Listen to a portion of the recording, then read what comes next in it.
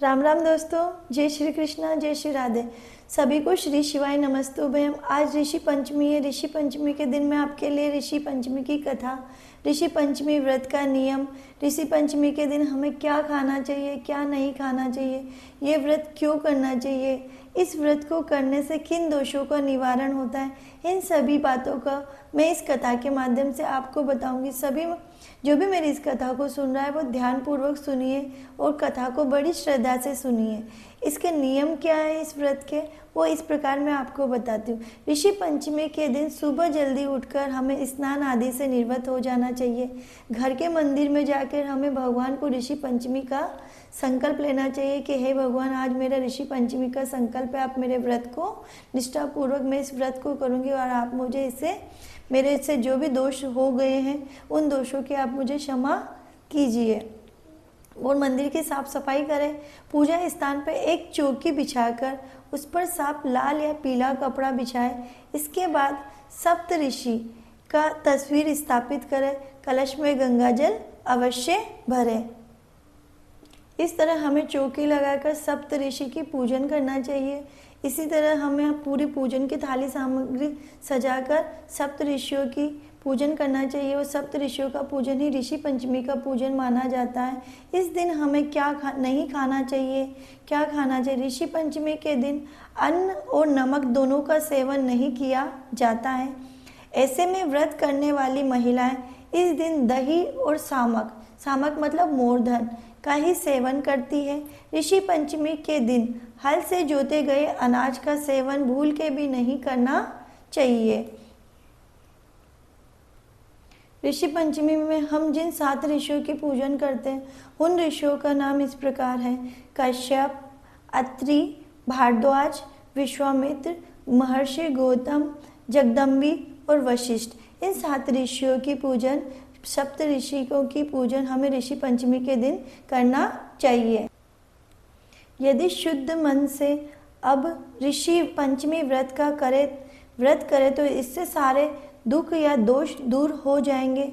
अगले जन्म में अटल सौभाग्य प्राप्त करेंगी। पिता की आज्ञा से पुत्री ने विधि पूर्वक ऋषि पंचमी का व्रत और पूजन किया। आप भी इस तरह से ऋषि पंचमी का व्रत करिए और ऋषि पंचमी के नियमों को स्पेशली ध्यान रखिए कि इस दिन सामक खाया जाता है, हल से जोते हुए अनाज का सेवन नहीं किया जाता है। ऋषि पंचमी व्रत की कथा इस प्रकार है। इस कथा को ध्यान से सुनिए। कथा सुनते समय हमारे हाथ में या तो अक्षत ले लीजिए या गेहूं के कुछ दाने ले लीजिए, नहीं तो फिर सामक के ही कुछ दाने अपनी पल्लू में बांध लीजिए। जैसे ही कथा पूरी हो, भगवान या सप्त ऋषियों के सामने उन अनाज के दानों को या उन सामक के दानों को छोड़ दीजिए।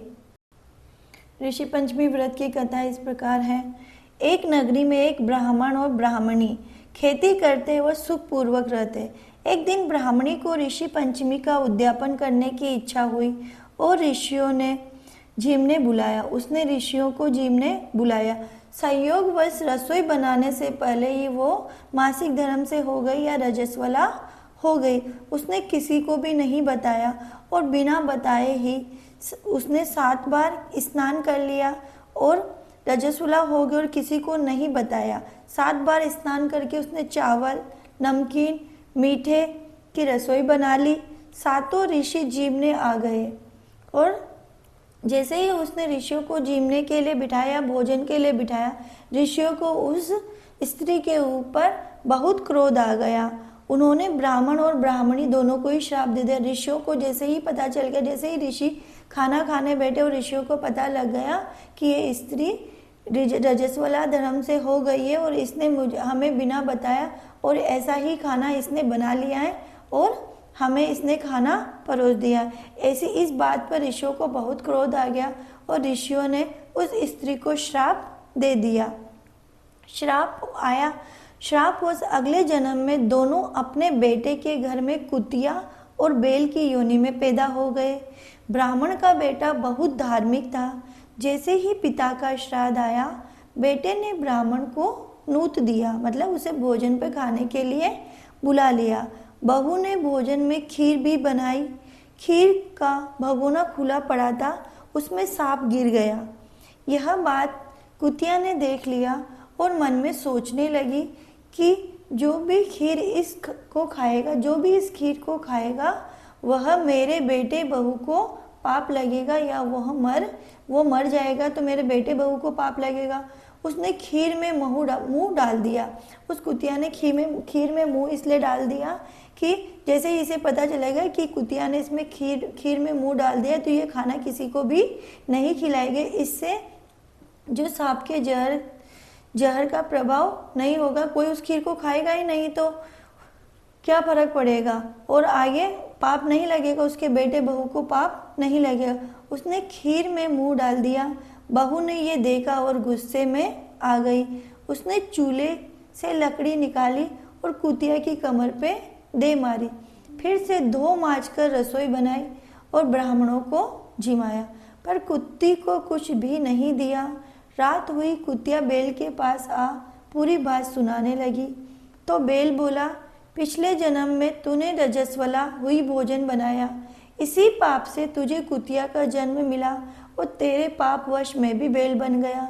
आज मुझे भी मेरे बेटे ने दिन भर कुछ भी नहीं दिया, पूरे दिन खेत में काम करवाया, खेत जुतवाया, पर कुछ भी नहीं खिलाया। आज का श्राद्ध उनका बेकार हो गया। ये सब बातें उनका बेटा सुन रहा था। उठकर बेल को चारा दिया, कुतिया को भोजन खिलाया और पानी पिलाया। मन में बहुत पछताने लगा। दिन उगते ही वो जंगल में गया। उसने ऋषि मिले तो उनके पैर पड़ सब बात बताई और पूछा, मेरे माँ बाप की मुक्ति का उपाय बताइए। ऋषि बोले, तू ऋषि पंचमी का व्रत कर। बेटे ने पूछा कि इसकी विधि क्या है।